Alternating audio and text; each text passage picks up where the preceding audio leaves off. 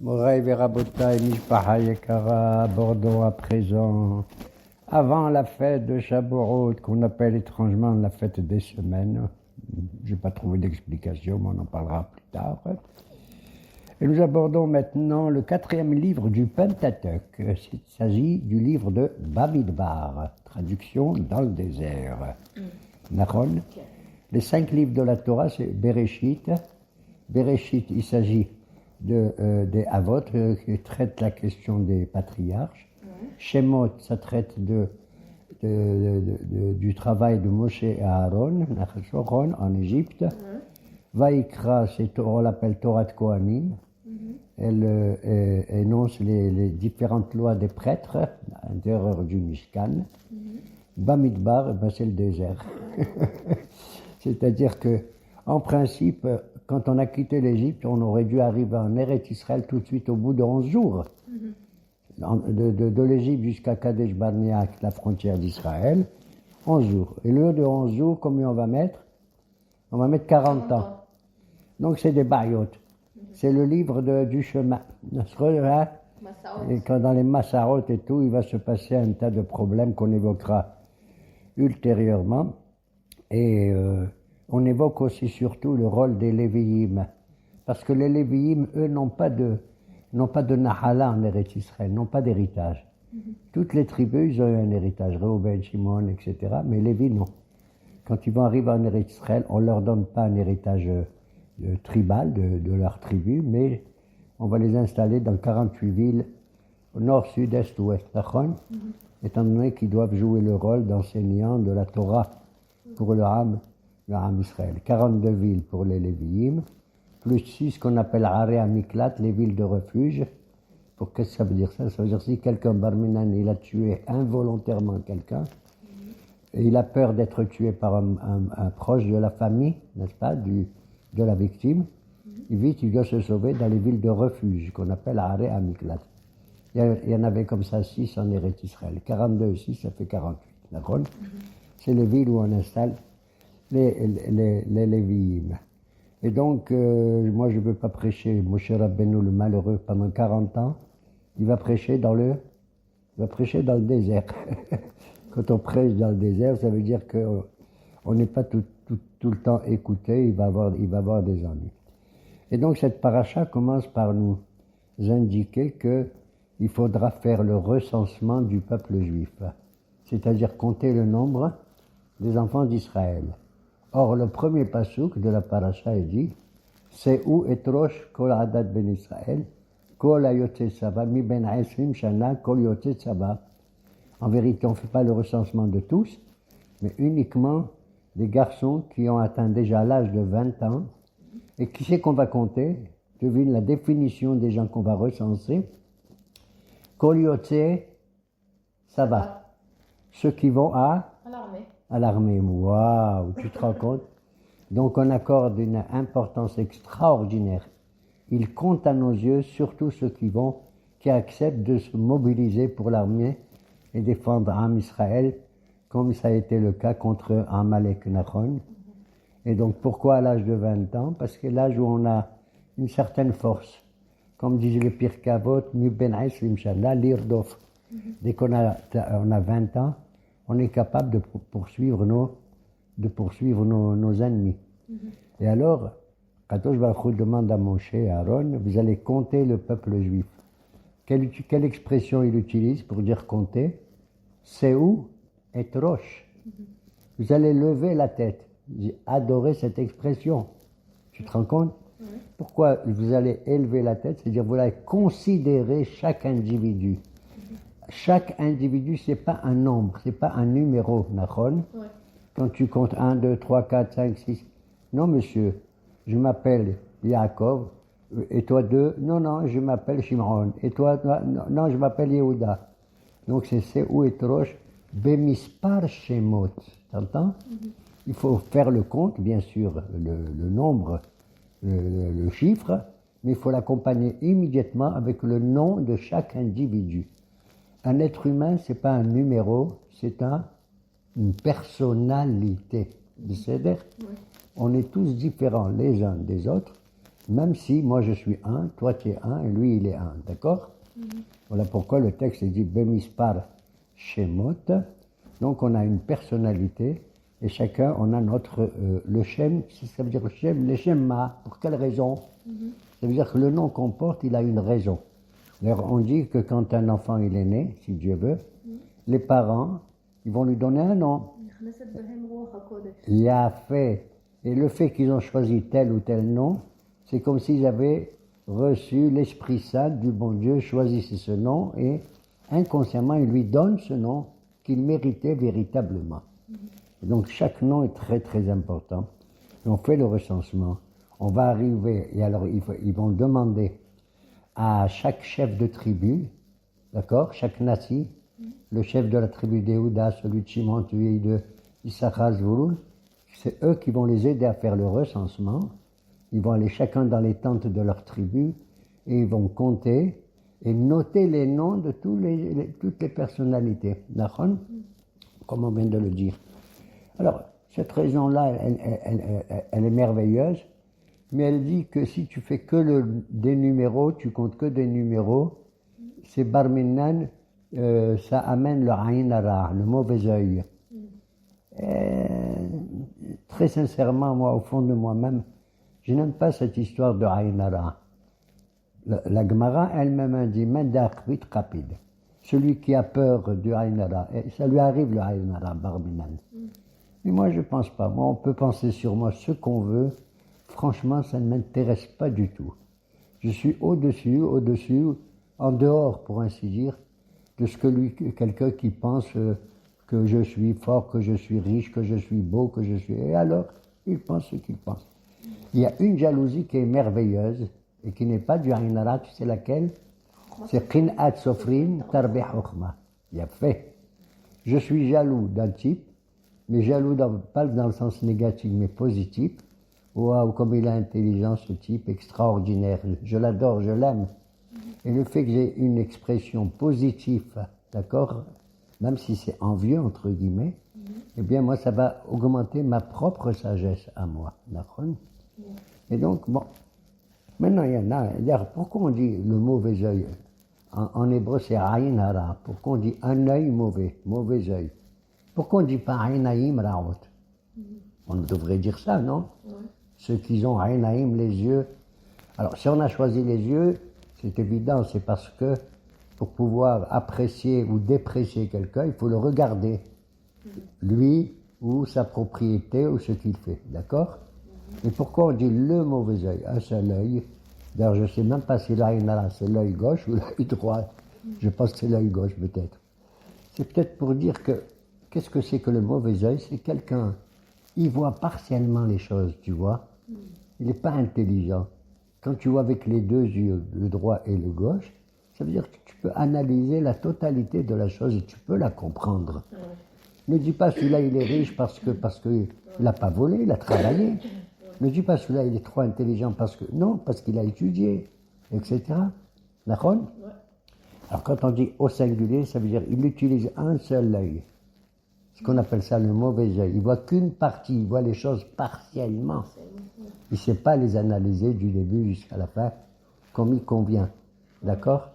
Et donc chaque chef de tribu, il comptait les membres de sa tribu en écrivant leur nom, mamache, leur nom. Et ça, c'est très important. C'est comme toi, quand tu as des invités, ne dis pas devant les invités combien on est 10, on est 9, on est 8. Il ne faut pas dire un chiffre, d'accord? De quoi je ne suis pas un numéro, moi, madame. D'accord? Et on a utilisé une phrase merveilleuse que tout le monde connaît, où il y a 10 mots, par exemple, Oshi'a et Amicha, ou Barech et Nahalatecha, ou Ra'im Venaseh, Ma'ada'olam. D'accord? Il y a 10 mots dans cette phrase. Et donc, si j'en ai 10, je dis Oshi'a, les gens ils vont te compter, waouh! T'as compris? Un être humain, c'est pas un numéro. D'ailleurs, quand tu te moques de quelqu'un, tu dis qu'est-ce qu'il est? Un drôle de numéro, celui-là. Un drôle de numéro. D'accord? Donc, il faut savoir apprécier l'individu dans les raisons pour lesquelles Dieu l'a mis dans ce monde. Voilà pourquoi on va compter donc l'ensemble des tribus. Et c'est ce que nous enseigne la paracha. Je voudrais ajouter avant tout que c'est ce qu'a fait aussi une fois David Amelech. Il a envoyé son Ramatkal, son chef d'état-major, qui s'appelle Yoav ben Tzeruya, d'accord. Il lui a dit, va compter combien on est des Juifs. Parce qu'il voulait se préparer à une guerre où j'en sais rien, David le pauvre, d'accord. Parce que lui aussi, il a fait des guerres, hein. C'est pas, il a écrit que des Tehillim ou que, etc. Il a fait 18 guerres, d'accord. Et c'est très important. Et c'est ce que la paracha ici a dit, Kol Yotze Tzava. Il n'a pas dit Kol Yotze Ani Yeshiva, j'en sais rien. Bon, d'accord. Et David, il a demandé à Yoav ben Tzeruya, va compter combien on est. Il est revenu, Yoav, il a dit on est tant et tant. Il a dit des chiffres. Et alors, Akadosh Baruch Hu n'était pas content. Mon peuple, c'est pas des chiffres. Et Barminan, il y a eu des morts à cause de ça. Des gens sont morts. Et c'est à ce moment-là que David, il a repris l'institution de Moshe Rabbeinu. Ma Hashem Shoel Me'imar ki im li yira oto. Qu'est-ce que Dieu il te demande si ce n'est que de le craindre? Al tikre ma et la mea. Tu sais. Mea brachot qu'il a institué Moshe, qu'il faut faire chaque jour, d'accord. Je ne sais pas si tout sur les faits. Et David, il a repris il a remis en valeur cette mitzvah que chacun d'entre nous doit faire mea brachot. Comme il dit dans la paracha d'avant, qui hamisha mikem mea yerdofu. 5 soldats de chez nous, ils peuvent poursuivre 100 ennemis. Et 100 de chez nous, ils peuvent poursuivre combien? 10 000. Rebaba yerdofu. D'accord? Ok. Et donc, on voit qu'ils vont faire le compte. Et le compte général, je le dis d'avance, il est du peuple juif âgé de 20 ans, les garçons. Ça ne veut pas dire que les femmes et les vieux et tout, ils ne comptent pas, ils comptent. Donc, on met l'accent sur un moment où, justement, on devait faire la conquête d'Israël. Et tout repose, maman, sur nos soldats. Hein? Et c'est très important, c'est des kedoshim, surtout actuellement. Et alors, ce qui est beau, c'est que tu vois, par exemple, pourquoi je dis ça? Ils étaient 600 000 en tout, plus 3 550. 603 550, Kolioté Tsaba, d'accord? 600 000, bon, on va dire en gros 600 000, parce qu'on aime les chiffres ronds, d'accord? Eh bien, Israël, le peuple juif, il s'appelle comment? Israël. Comment on écrit Israël? Yud, Shin, Resh, Aleph, Lamed. Rachet et Bot, les initiales de Yesh, Shishim, Ribo, Otiyot, la Torah. Regarde comme c'est merveilleux. Il y a 60 fois 10 000 lettres qui sont écrites dans la Torah. Tu as vu? Ça veut dire que chaque lettre, c'est un Am Israël. Chaque lettre, c'est un des Juifs. C'est pour ça que quand on fait la Aliyah du Sefer Torah, quand on lève la Hagba'a du Sefer Torah à la synagogue, on demande à chacun s'il peut voir et de regarder la lettre qui commence son nom. Hein, tu t'appelles Yaakov, tu regardes le mot Yihye, etc. D'accord? Tu regardes une lettre qui a... Ceux qui ne peuvent pas, ils ne peuvent pas, c'est pas grave, mais c'est un siman. C'est pas possible. Depuis Aizat Nashim, c'est pas possible, mais les femmes Baruch Hashem, elles n'ont pas le Aïnara, étant donné qu'elles sont très très importantes, on les appelle Akeret Abayit. C'est l'essentiel de la maison. Et grâce à elles, le nombre il arrive. C'est quoi? Les bébés, les petites filles, les petits garçons qui vont naître. Baruch Hashem. Et donc, on fait le compte comme ça. Et après, chaque chef de tribu, il dit à Moshe, voilà, on est tant. Alors, par exemple, le chef de la tribu d'Yehuda, il a dit, nous, on est, dans la tribu d'Yehuda, on est 186 000. Moins que ça, 74 600. Et la répartition des tribus d'Israël dans le désert, elle était faite dans les 4 points cardinaux.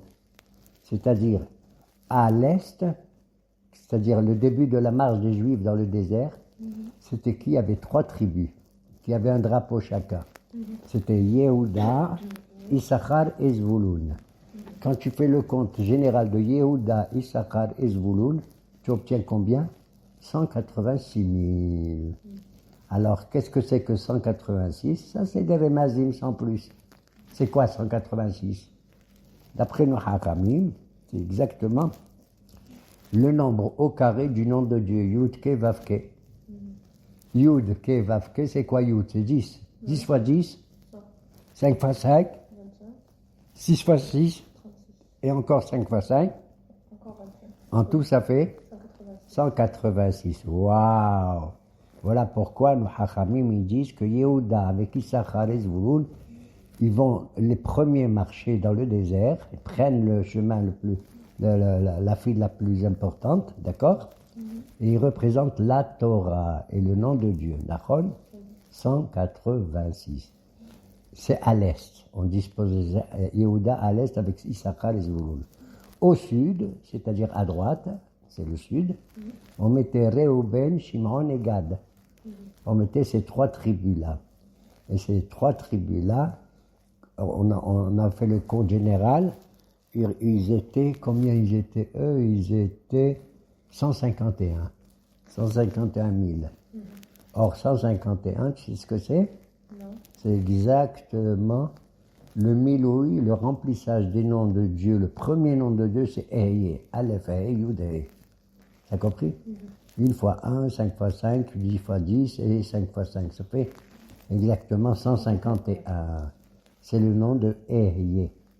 Et Yehuda, comme j'ai dit au début, il représentait la valeur de la Torah parce que c'est la première, puisqu'il avait avec lui Issachar. Issachar, c'était Yoda Ibn al-Haïtim. C'était des Hachamim Gdolim. Et eux, ils étaient aidés pour pouvoir étudier les sciences. Il s'agit des sciences. Ils connaissaient l'astrologie, l'astronomie. D'accord? Tu veux savoir, toi, où est telle et telle étoile, qu'est-ce qu'elle fait, pourquoi, combien elle tourne et tout. Et Issachar, ils étaient Yoda Ibn al-Haïtim, ils connaissaient cette science-là. Et ils étaient aidés par Zvouloun, qui étaient des commerçants et qui leur donnaient de l'argent pour pouvoir vivre aussi. D'accord?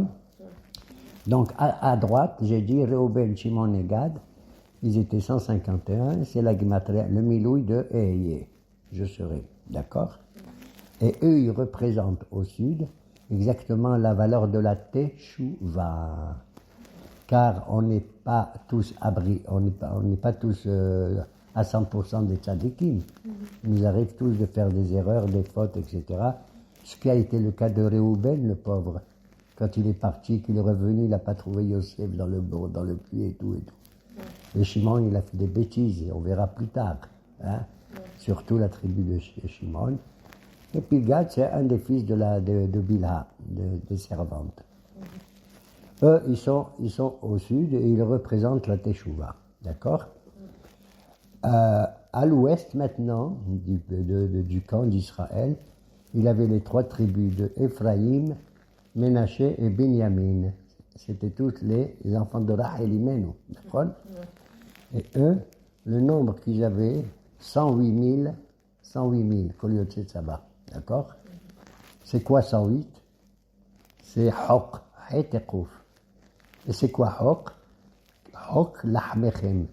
C'est d'une certaine manière celui qui va aider les autres dans l'agriculture. C'était le cas de Yosef, lui-même, fils de Rachel. Il était Majbir, ou à Majbir. C'est lui qui avait nourri ses frères, alors qu'il n'a pas eu de vengeance contre eux. Hein, ils ont fait tout le mal. Et bien, malgré tout, il était Majbir. Il leur a dit, n'ayez pas peur. C'est moi qui vais m'occuper de vous. C'est Hok.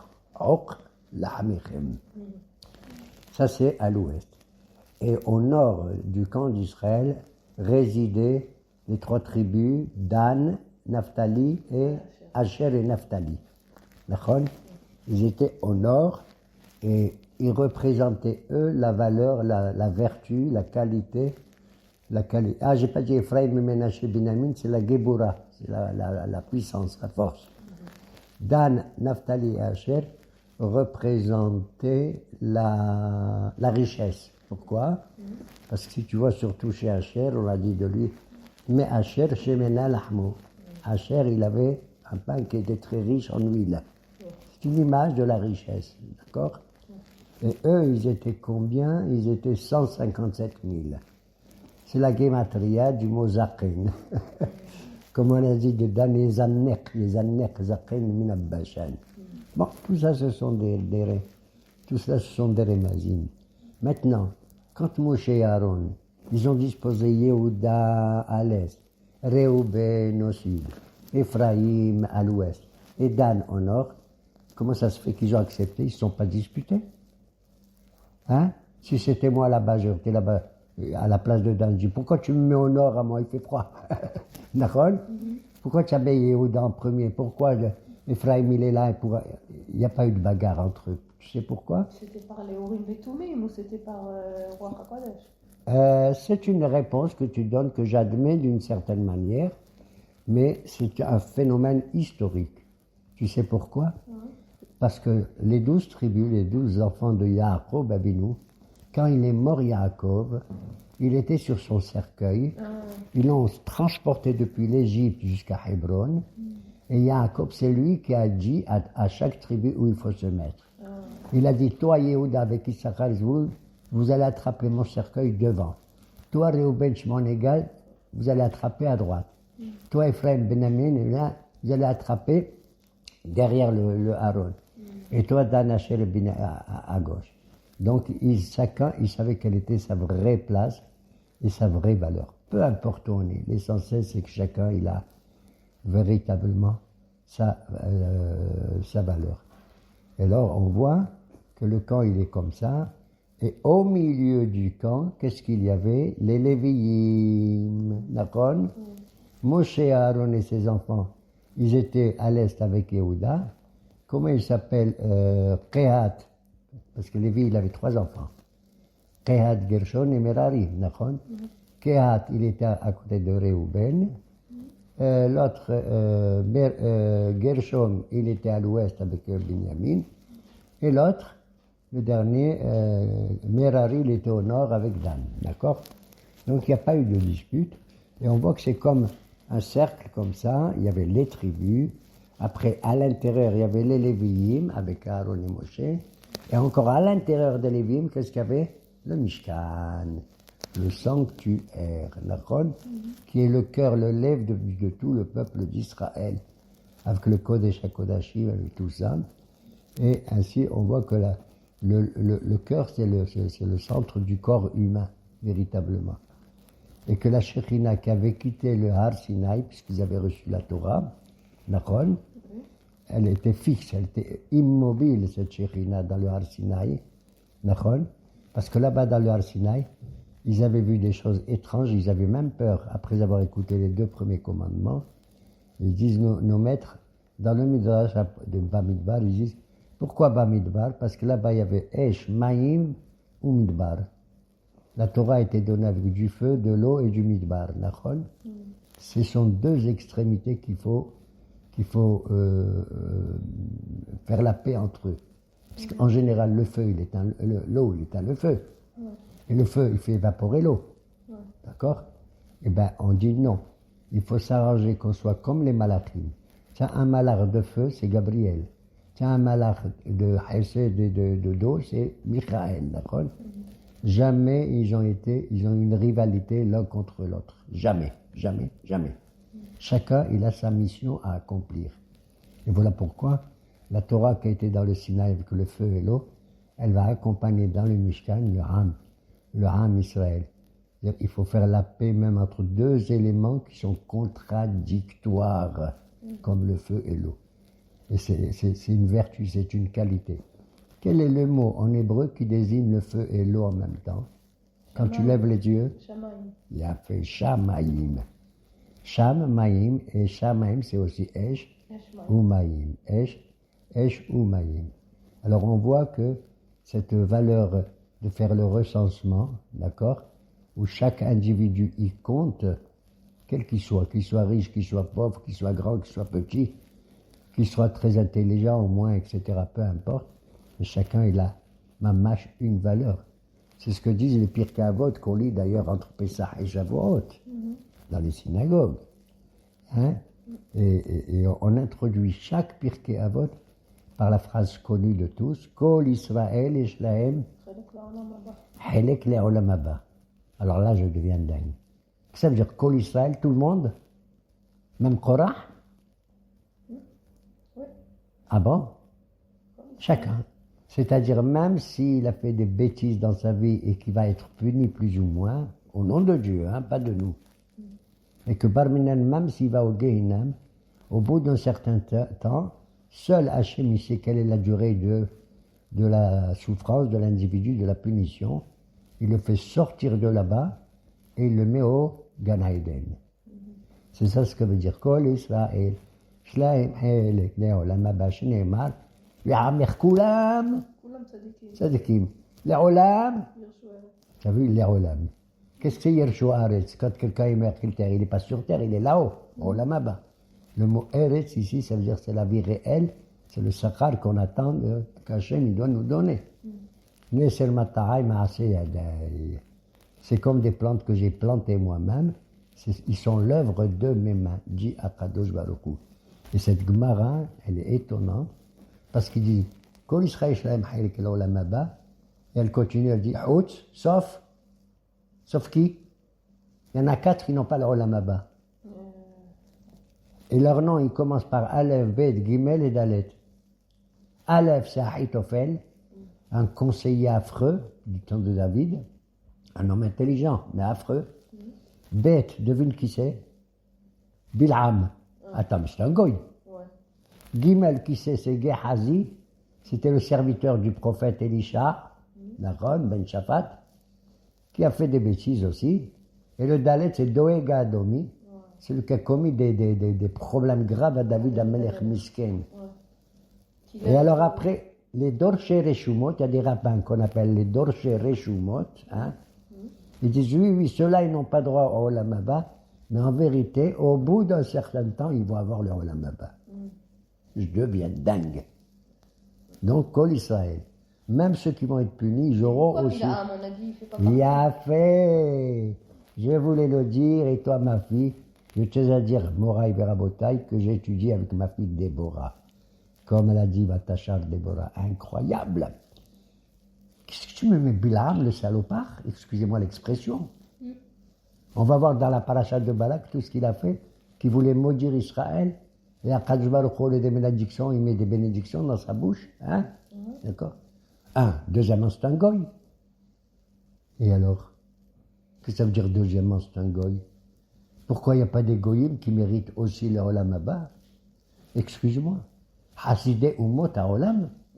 Cherchez les goyim des gens merveilleux, sur le plan du Derech Erez, de la moralité, des gens adorables comme tout, qui font du bien autour d'eux et tout. Et bien la Torah, elle dit, même un goy comme ça, et surtout pas même, un goy comme ça, il a droit à Olam Haba. La preuve, je te choisis le plus affreux de tous, c'est Bilam. Celui-là, il va griller certainement dans le Gehinam, mais à un certain moment, il va crier, il va dire, maintenant je vais donner des bénédictions avec un cœur pur, pas comme j'ai fait avant, que je voulais donner soi-disant des bénédictions, mais je pensais à des malédictions. D'accord? C'est incroyable cette Gemara, hein? Aleph, Bet, Gimel, Dalet, Ahitophel, Bil'am, Gehazi et Doeg Adomi. C'est incroyable. Là, moi, ça m'a surpris beaucoup, mais j'ai admiré cette expression, que même un goy qui a un beau comportement, comme on a dit, Derech Eretz Qadma la Torah. La morale, le comportement de chacun d'entre nous. Il a devancé le don de la Torah. Voilà, donc ce recensement, il a eu lieu, Baruch Hashem, comme on a dit, Yeshishim Ribot Yot la Torah, c'est la Gematria, c'est les initiales, pardon, le notarichon de Israël. Attends, on a compté tout le monde. Combien étaient les Lévi'im, tu les comptes pas? Eh ben non. Le bon Dieu, dans la paracha de Baormia, il dit à Moshe, les Lévi'im, tu vas les compter à part. T'as compris? Ouais. On les compte pas en même temps que toutes les autres tribus. Et tu sais combien ils étaient? Ils étaient 22 000. C'est-à-dire, c'est la tribu la plus petite. C'est incroyable, hein? Ouais. La plus petite au niveau du nombre, c'est les Lévi'im. À Lévi'im, l'autre pardon, on va les compter à part. Pourquoi? Parce qu'ils ont une mission spéciale, comme je l'ai dit. Et aussi, comme je l'ai dit, c'est parce qu'ils n'ont pas eu droit à un héritage tribal de la tribu en Eretz Israël. Ils vont être répartis dans 48 villes. Et eux, ils vont être ce que j'appelle de jour les rabbins de l'époque. D'accord? Ils vont faire l'enseignement religieux. Issachar, ils vont faire l'enseignement, mais pas d'afka religieux. Ils vont faire l'enseignement des sciences, comme j'ai dit, l'astronomie, l'astrologie. Yodaï Bina, la rétine. Car ça aussi, c'est très important. C'est grâce à la science de nos scientifiques, que Dieu les bénisse, eh bien, qu'on peut comprendre quelle est la complexité, la merveillosité de la création du monde. Avant, Moshe, il croyait en Hachem, bien sûr, et tout, mais il n'a jamais vu qu'est-ce que c'est qu'un rayon laser. Il n'a jamais vu qu'est-ce que c'est qu'un frigidaire. Il n'a jamais vu toutes les inventions technologiques qu'on a maintenant. Un Mazgan, il l'a connu? Non. Ce qu'il a eu, grâce à Dieu, à l'époque, ils étaient dans le désert, et le bon Dieu, il leur a donné tout ce qu'il faut pour... parce que rien ne pousse dans le désert. Qu'est-ce que tu vas manger? Des fois, il y a des caravanes qui passent, tu achètes. Mais pas toujours. On dit qu'Akadosh Baruch Hu, il leur a envoyé la manne du ciel. Et la manne, elle avait tous les goûts. Lui, il veut manger la manne, ça ressemble à des artichauts, tant mieux. Chacun, il pense le goût qu'il veut dans la manne. Moi, je pense que, par exemple, dans la manne, il y a le goût du millefeuille. Hein, tu es d'accord? Etc. Il leur a donné la manne. Il leur a donné de l'eau, Nahon, avec le rocher qui fait sortir de l'eau. Et il leur a donné, pour les protéger, le Mazgan de l'époque, c'est les Hanané Kavod. Il y avait 7 nuées, 4 dans les 4 points cardinaux, encore un en plus devant pour arranger les routes et les sentiers, pour pas qu'ils marchent dans des pierres, dans de la terre et tout, Nahon. Il abaissait les collines et il remontait les vallées, pour qu'on marche tout droit. Et puis, il y avait aussi une nuée vers le haut et une nuée vers le bas. Ils étaient donc protégés. Et c'est grâce à qui, comme on a dit, ces 3 qui protégeaient le peuple juif dans le Midbar, c'est grâce à Moshe, Aaron et Myriam. La manne grâce à Moshe, les Hanan Kavod grâce à Aaron, et l'eau grâce à Myriam. D'ailleurs, dans Myriam, il y a le mot Maïm, d'ailleurs. Hein? Okay. Ah oui? Vous dites n'importe quoi, M. Gage. C'est pas uniquement grâce à Moshe, Aaron et Myriam. Il y a quoi de qui? Non, monsieur. Non. C'est grâce à un monsieur d'il y a longtemps, qui s'appelle Abraham. Quand Abraham a reçu les anges, d'accord? On dit les anges, il y en a qui disent que c'était des hommes, enfin, peu importe. Quand il les reçoit, il va leur faire à manger. D'accord? Qu'est-ce qu'il leur fait? Il leur fait à manger, c'est comme la manne. C'est grâce à lui que la manne, elle est tombée. Il leur fait du couscous, tout ce que tu veux. Il leur a dit, Isha'anu tahata'et, reposez-vous sous l'ombre des arbres. D'accord? C'est les Hananim. Et donc, c'est directement grâce à, comme Moshe Aaron, mais il leur a dit, Yukahna me'atmaim. Il n'a pas apporté l'eau, il a dit, qu'on prenne de l'eau. Et c'est pour ça que l'eau, elle vient grâce à Myriam, de manière indirecte. Donc on voit que tous les bienfaits qu'on a eus dans le Midbar, c'est grâce à Abraham Avinu qu'il a transmis à Moshe Aaron. Et Myriam, voilà, 40 ans. Pourquoi 40 ans dans le désert? Pourquoi? Eh bien parce que le bon Dieu, il tient compte. Que le Muskin, le pauvre Moshe, combien de fois il est monté dans le Sinaï pour recevoir la Torah? 40 jours, 2 fois. Maïm lo achal, l'ahim lo achal ou maïm lo chata. Ni il a mangé un croissant, ni il a bu du coca. Rien du tout, Muskin. Comment il a pu tenir, je ne sais pas. Bien aimé. Moi, il m'aurait demandé à moi, j'en sais rien. Écoute, c'est prodigieux. Et il a fait comme ça 3 fois 40 ans. Il est monté 3 fois au Sinaï, jusqu'à ce que la dernière fois, il reçoit les 2e tables de la loi et qui demande le pardon à Kadosh Baruch Hu pour le Hegel Azab, et qu'Hachem il lui dit Salahti kidvarecha. Je pardonne, pas par rapport à moi ce que je dis, mais par rapport à ta parole à toi. Tu entends? C'est toi qui m'as convaincu que Shani Tzoleach Ne'am Israël d'avoir fait tous les problèmes qu'il y a eu à l'époque dans le désert. Moraï Verabotaï, voilà pourquoi chacun d'entre nous y compte. Surtout, pensons à cela avant la fête de Shavuot. Quel est le signe zodiacal du mois de Sivan, puisque Shavuot tombe au mois de Sivan? Hein? Moznaïm? Non, Moznaïm, la balance, c'est Tishri. On a le bélier, c'est Nissan, d'accord? On a le taureau, c'est Iyar. Et Sivan, c'est les Gémeaux, Théomine. Ah, c'est quoi les Gémeaux? Je n'existe pas si j'ai pas un copain à côté de moi. Je n'existe pas si je ne considère pas l'autre. Kol Israël. Kol Israël Shlem Haile. Voilà pourquoi la Torah a été donnée. Et ça, je l'ai appris peut-être de la tribu de Issachar. Ils s'y connaissent, hein, dans tout cela. Yeratzon, qu'il ait tous des bonnes constellations à chacun d'entre nous. Ce qu'on appelle en hébreu Mazal. Mazal Tov. Mazal Tov. Yeratzon, qu'on fasse cette fête qui s'approche dans la joie, dans la paix, et que tous nos hayalim et tout cela là, ils rentrent chez eux tranquilles dans leur mishpacha. Amen.